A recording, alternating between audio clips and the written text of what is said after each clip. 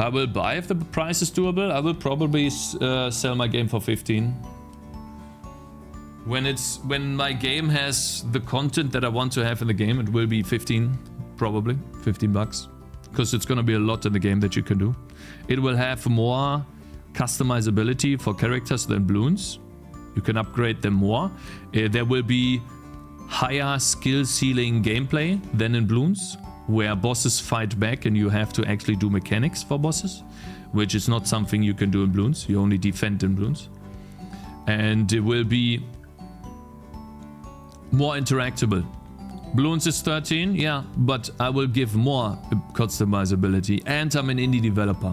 And making my game too cheap could potentially hurt me for the future. I learned that from Animal Well. The guy sells this game for 25 euros. But 10 euro is a respectable amount. It might bring more sales. It might bring more sales, but it might also give me less revenue. Because, like, it scales crazily. Like, take a look at this. So here's the eternal issue of an indie game developer. Let's go to Steam Revenue Calculator.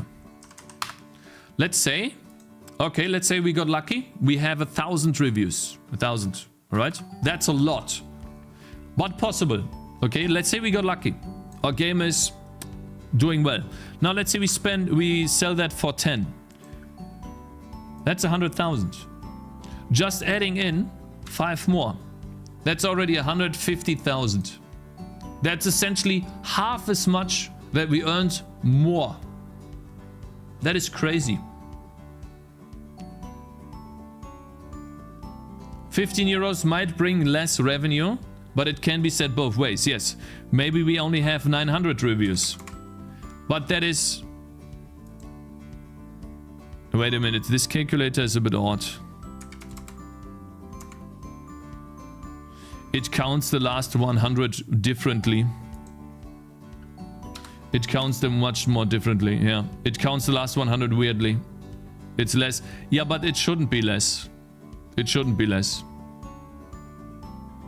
So, like, take a look. Like, it counts this in a weird way. Maybe we have to up the numbers for it to make... Because reviews are not buyers. Yeah, I know. It's reviews and it's calculating the reviews. So, if we have, let's say, 1,000 buyers, right? And we multiply that by 10. That would be 10,000 euro. And then let's say we have 900 buyers and we multiply that by 15. That's 13,000. So that's essentially how that would work. If we assume that there's a percentage of potential buyers that would not buy the game, that will not buy the game because it costs too much for them, then that number is obviously lower. So $15 and minus 20% on launch. I don't need to have a discount on launch, actually. I might do a discount, but I don't need to. Steam will still promote my game to everyone that wishlisted the game. On launch. On update, yeah, I would need to have a discount when I do a big update. But not on launch. I know that launch discount is always there most of the time, but I will probably do 10%, not 50, not 20.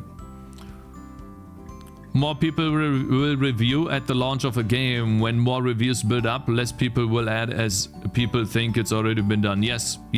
So the higher the review count, so maybe we have to do, let's say, 2,000. Right, 2,000 for 10. Let's say that's 200,000. And then let's say, well, 15. But we only have 1,800. So we have 280,000 compared to 10 on 2,000, which is 212,000. That's a ginormous amount of money. That is crazy. This is not sales, this is reviews. No, we're talking about this. Is my head in the way? Am I in the way, guys? No, you can read it.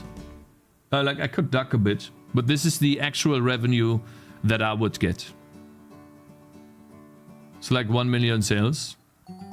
What makes you think you get this many reviews? How many wishlists do you have? I don't have any wishlists at the moment. I have like 400 at most. My game sucks, but this is not the game that I'm advertising at the moment. So this is my KXTD. This is my game on Steam. This is what it looks. Come on. This is what it looks right now. It doesn't get any wish lists because it looks boring. It doesn't look really good. Game demo.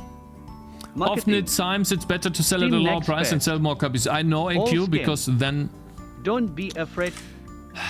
It's better to sell at a lower price because then the potential to have like a huge hit and a pop off is higher. But am I so it's also dangerous to do that because your revenue could be overall lower. Big tick support for 8 years. Thank you very much, Smiling Big. I really appreciate it. Again, I believe you're talking about finding where the supply and demand lines interact. This is a well-known technique for maximizing profit. Yes. So I'll show you something. Why would I sell my game for $15? Well, because this game exists.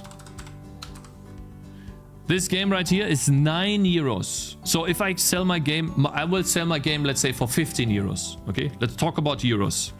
This game right here sells for 10 euros. So this game is very simplistic, but it does offer some upgrades. Okay, it's mostly simplistic. It is definitely more simplistic than Bloons. It does not have multiplayer,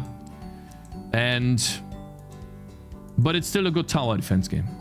You know, it shows some really cool stats. Has really good graphics in terms of separation between enemies, background, and towers. And it sold for $75,000 in the first year. That's a lot. $15 is like a beer, lol. I think launch discount price is more important than you think about it. It's an exponential growth. So I will take a look, or I will compare myself to this game.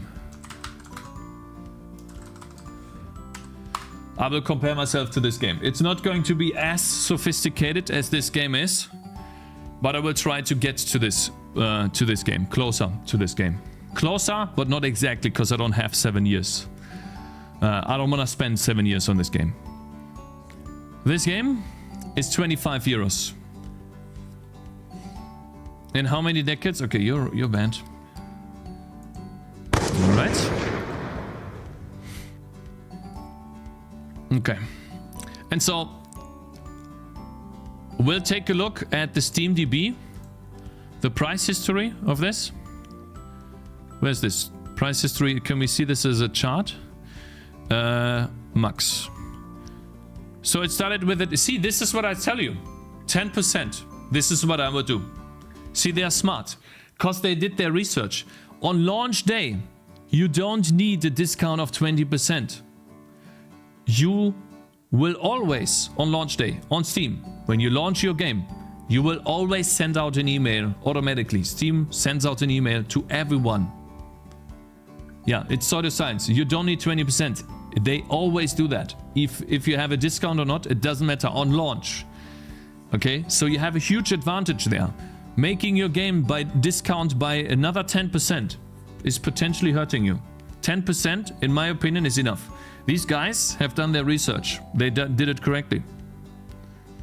20% is the discount you need when you're already launched and you want to do a big update. Exactly. This is when you do 20%. Exactly. And you see this, right? So he's done 10% at most. And I don't know, you can't really see the sales, right? How many sales, unfortunately, because Steam doesn't give us that. But yeah. And so I'm going to take a look at this game, because this game was published with big mods, and I think these guys are really smart. I think they are the best example to take a look at on how to make a game as a solo indie game developer and then market your game and then potentially set different prices for different regions. I will literally just copy this, essentially. This is like a formula on how to price my game. Yeah, that's essentially how it will be. I'm just gonna copy this, but for my price, which is gonna be 15. At the moment, 15. Palworld also had 10%. Yeah, I think Palworld had 10% too. So yeah, I will do 10%. That's already set in stone. And so this is also why we watched all of these videos, to do research on this. You know, and if if you guys want to know where all of this information comes from, there's a video on YouTube how Steam visibility works. This video right here. Hello, sir. This is the best video to watch on how Steam visibility works. This can help you a lot.